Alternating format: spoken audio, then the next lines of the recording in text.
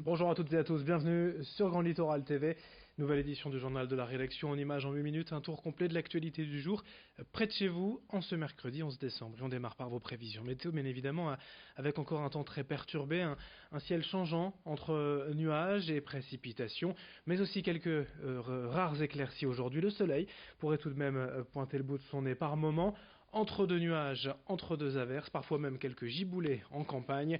Le vent, lui, va se maintenir jusqu'à 70 km par heure près des côtes. Et les températures seront de saison, 8 degrés à Saint-Omer et à Dunkerque, 9 à Boulogne et à Calais. La météo complète après ce journal. À la une, d'abord sur Grand Littoral, cette deuxième journée d'action hier contre la réforme des retraites, partout en France et dans la région.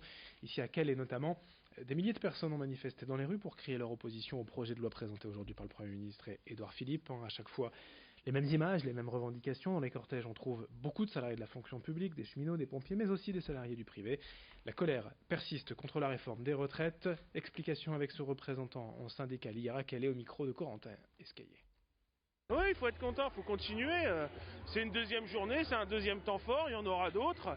On va voir les annonces du Premier ministre mercredi.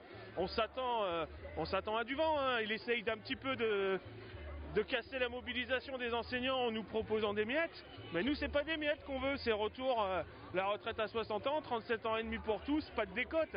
C'est ça qu'on veut. On s'attend pas à des miettes. Et le retrait de la réforme par points. Alors malgré les annonces prévues aujourd'hui du gouvernement, on peut douter que la situation ne s'apaise aujourd'hui. Déjà l'intersyndicale appelle à une troisième et une quatrième journée d'action demain jeudi et mardi 17 décembre. À Calais d'ailleurs, les manifestants avaient prévu de se retrouver dès ce matin devant la mairie. Notez également qu'à la SNCF, le trafic est de nouveau limité aujourd'hui. 2 TER sur 10, un TGV sur 10 des Hauts-de-France vers les régions. Trafic international Eurostar et Thalys également impacté. Comme toujours, le détail des trains en circulation sur ter-sncf.com/Hauts-de-France. Dans cette édition, également un mot de sport dans l'actualité du littoral avec cette annonce surprise lundi en basket. La fin de l'aventure au Portel pour Éric Girard, du moins sur le banc. L'entraîneur historique de l'ESSM depuis 8 ans, qui a accompagné la montée en puissance du club, a décidé de prendre du recul après la 10e défaite du club en 13 matchs ce week-end. Éric Girard n'abandonne pas le navire pour autant puisqu'il sera désormais manager général. Et c'est son adjoint, Jackie Périgua, qui prend les rênes de l'équipe. Cette décision n'intervient pas à n'importe quel moment car le SSM est certes à avant-dernier, mais il est encore tout à fait possible de se maintenir avec un enchaînement de victoires. Et cela passe déjà par un déplacement important chez le dernier Chalon-sur-Saône ce week-end. On écoute le nouvel entraîneur de l'ESSM, Jackie Périgua, au micro de Corentin Escaillé. Très honnêtement, après le match, j'étais très énervé. Et que dans la nuit de vendredi à samedi, j'ai très très peu dormi. Et à 7 heures du matin, j'ai pris mon ordinateur et j'ai regardé le match. Et je peux vous dire qu'il y avait de quoi être énervé. Les joueurs ont vu le premier carton. Parce qu'à un moment donné, c'est pas Eric qui met les paniers, c'est pas Eric qui défend, c'est pas Eric qui prend les rebonds, c'est pas Eric qui met en place, c'est pas voilà.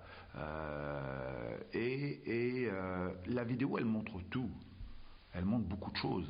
Alors et les joueurs peuvent pas se cacher. Encore un mot de sport, mais le grand angle de la rédaction pour vous présenter un jeune nordiste, Axel Alétru, ancien un pilote professionnel de motocross, qui a vu sa vie basculer lors d'un accident. Il a perdu l'usage de ses jambes, devenu paraplégique. Il n'a en revanche rien perdu de sa volonté et de ses ambitions. Il va participer dans quelques jours seulement au prochain Dakar en Arabie Saoudite. Idil Gunaï l'a rencontré. Il se lance un nouveau défi.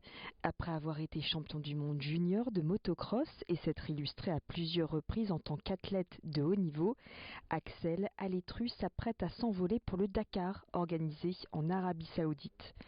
Il y participe aux côtés de concurrents valides à bord de ce buggy. Ça va être une épreuve qui est très dure, extrême. Déjà pour une personne valide, c'est très très compliqué. Donc imaginez pour une personne invalide. Donc j'ai déjà eu beaucoup d'adaptations sur le véhicule et après voilà une grosse logistique qui est autour de moi avec notamment un kiné qui vient sur place, des personnes qui sont là pour m'entourer au niveau du médical, des gens qui sont là pour m'aider aussi sur le bivouac parce que forcément dans le sable en fauteuil roulant ou en béquille c'est très compliqué. Donc voilà il faut être très vigilant et aujourd'hui je suis très heureux de partir avec cette équipe #JeuPeux 2020. On est 22 personnes, on n'est que des ch'tis, donc très heureux de pouvoir partir avec des gens de ma région. En 2010, Axel Alétru a 20 ans lorsqu'il est victime d'une chute lors d'une compétition internationale de motocross. Après 2 ans de rééducation quotidienne, il récupère une partie de ses muscles, une paraplégie incomplète qui ne l'arrête pas dans ses projets sportifs et il s'accroche à ses rêves. L'envie de revenir, mais cette fois sur 4 roues, pour réaliser ce rêve. Ce rêve qui est à la fois pour partager aussi une performance, mais aussi pour partager un message fort, qui est #JeuPeux 2020, où j'ai envie de démontrer que rien n'est impossible. Et aujourd'hui, à travers toute mon expérience que j'ai pu avoir en tant qu'athlète, pendant ma rééducation, le rebond que j'ai dû avoir aussi pour me reconstruire, tout ça, je le partage en entreprise, mais aussi j'ai envie de le partager avec d'autres personnes, au grand public. Et à travers cette aventure, c'est un message vraiment très fort qui va être porté. Je veux démontrer qu'on est tous capables de le faire. Je ne suis pas un surhumain, je ne suis pas un extraterrestre, non, on est tous capables, mais il faut aller rechercher les ressources en nous pour pouvoir y arriver. Cette force de caractère, il la transmet dans son livre 28 principes pour rebondir, 28 messages d'espoir pour sans cesse aller de l'avant. Et puis une dernière info pour terminer sur Grand Littoral TV, la tournée régionale du Perfect Model Tour, un casting itinérant pour les jeunes filles et jeunes garçons de 16 à 28 ans de la région, à Boulogne ce samedi, mais aussi au Touquet le 22 décembre. Chaque participant sera coiffé, maquillé, stylisé et photographié. Écoutez ainsi le témoignage d'une de ces jeunes mannequins de l'agence Perfect Model rencontrée dernièrement au Touquet. On m'a déjà proposé, des amis et tout ça, qui m'ont dit oui, t'es grande, t'es fine, t'as un beau visage, faut que t'essayes et tout ça. Donc je me suis dit pourquoi pas, mais au bout d'un moment je me suis dit je vais faire des études comme tout le monde. Et puis en fait Diane m'a recrutée. Et à partir de ce moment-là je me suis dit pourquoi pas en fait, c'est une chance que d'autres n'ont pas, donc je vais tenter. Rencontrer des gens qui travaillent dans l'art, c'est un métier assez artistique en fait, et le fait aussi de travailler des attitudes, et puis c'est la mode, et moi j'aime beaucoup la mode, et c'est vraiment intéressant en fait. Et toutes les infos, inscriptions et renseignements sur perfectmodel.fr ce samedi à Boulogne, le 22 décembre à Dunkerque pour ce casting régional. Fin de cette édition sur Grand Littoral TV. À suivre dans un instant vos prévisions météo.